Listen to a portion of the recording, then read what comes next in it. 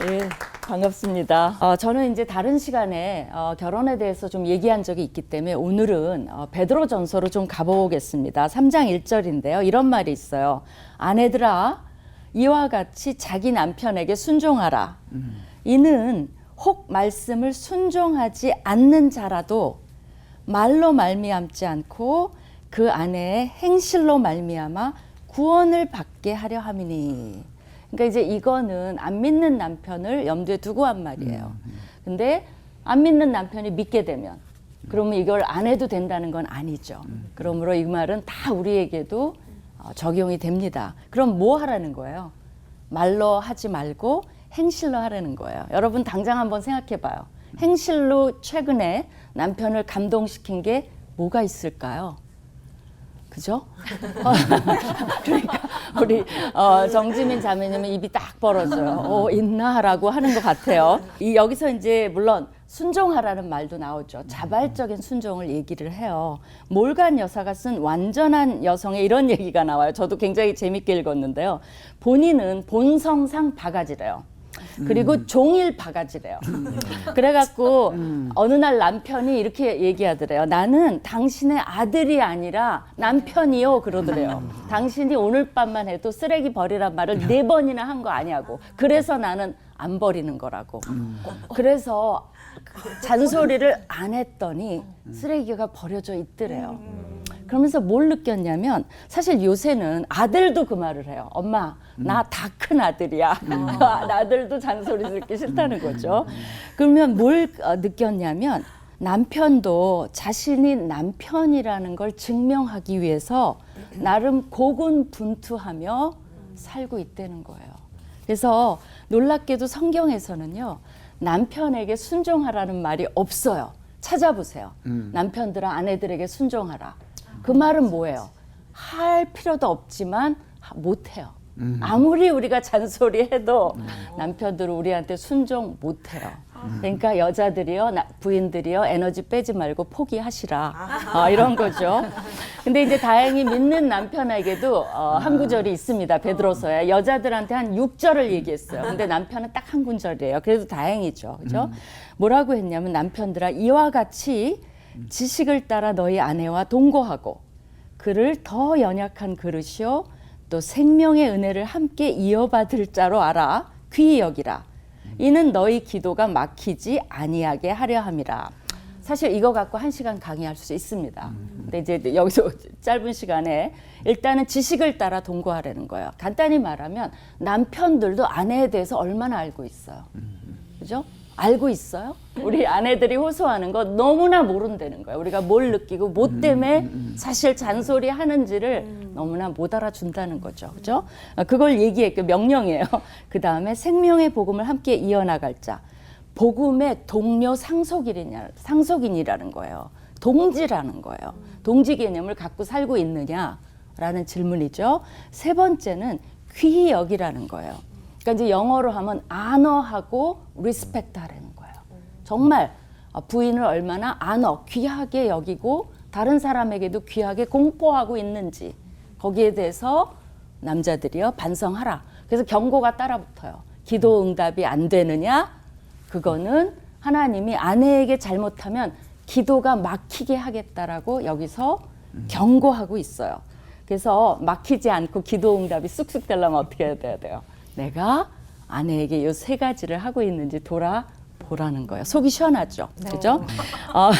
그리고 아내에게 이제 외모보다는 온유하고 안정한 심령을 얘기하는데 사실 이건 아내에게만 쓰인 게 아니라 신약을 뒤져보면 같은 단어가 성도들에게 다 나와요.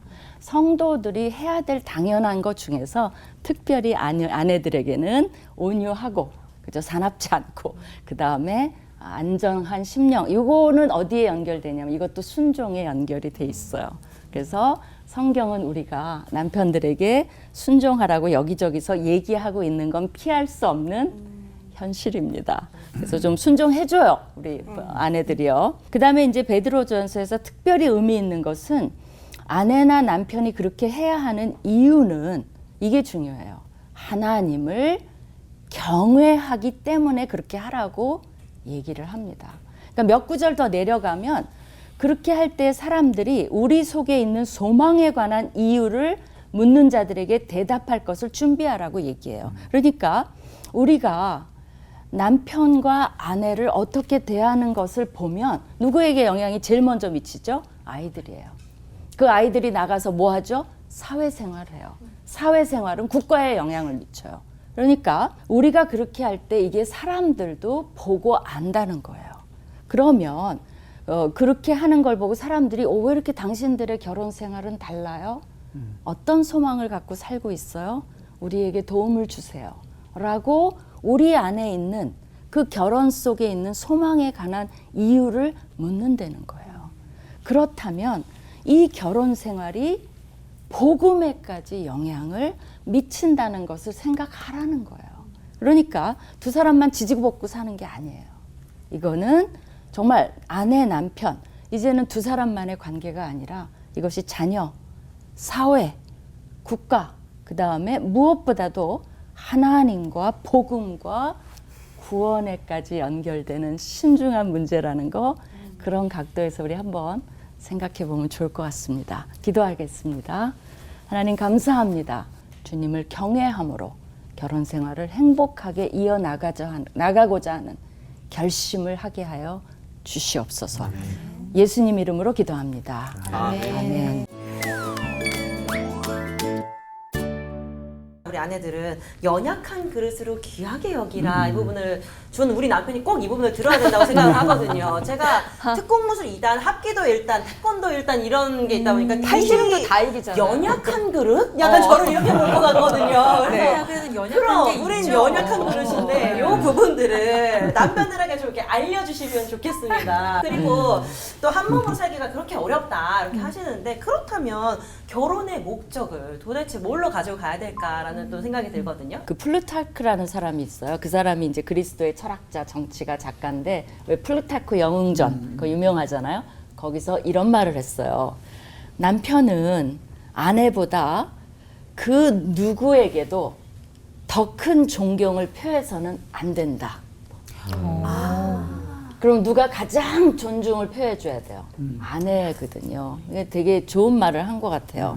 근데 이제 이런 것들은 굉장히 혁명적인 게 그 연약한 그릇에는 많은 학자들이 육체적인 면이 있다고 봐요. 왜냐면 우리가 아기 배도 10달 동안 연약하잖아요.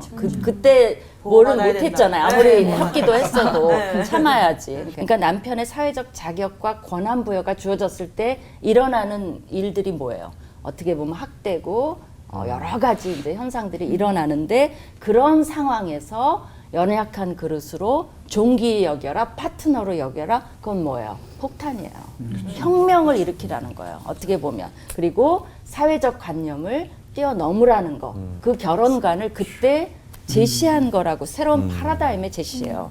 그리고 또 하나는 고드로전서의 전체 맥락을 보면 그냥 결혼만 얘기한 게 아니에요. 노예한테도 혁명적인 메시지를 줬고요. 일반 시리즌, 시민한테도 국가에 대해서 혁명적인 메시지를 주면서 베드로가 전체적으로 뭐라고 얘기하냐면 그리스도가 그랬던 것처럼 고난에 참여하라는 거예요. 그거는 뭘 의미하냐면 이러한 결혼의 변혁이 그리스도의 고난에 참여하는 방법이라는 거예요. 그러니까 우리가 시각을 바꿔야 돼요. 기독교인의 결혼 생활은 그리스도의 고난에 참여하기 위해서 우리는 결혼 생활을 정말 잘해야 돼 라고 시간도 드리고 의지를 드리고 또 복음을 이런 식으로 우리는 전하는, 이게 하나님이 만들어 놓은 묘수예요. 뭐냐? 존중해야 행복해져요. 그러면 이게 또 복음에 선한 영향력을 미쳐요.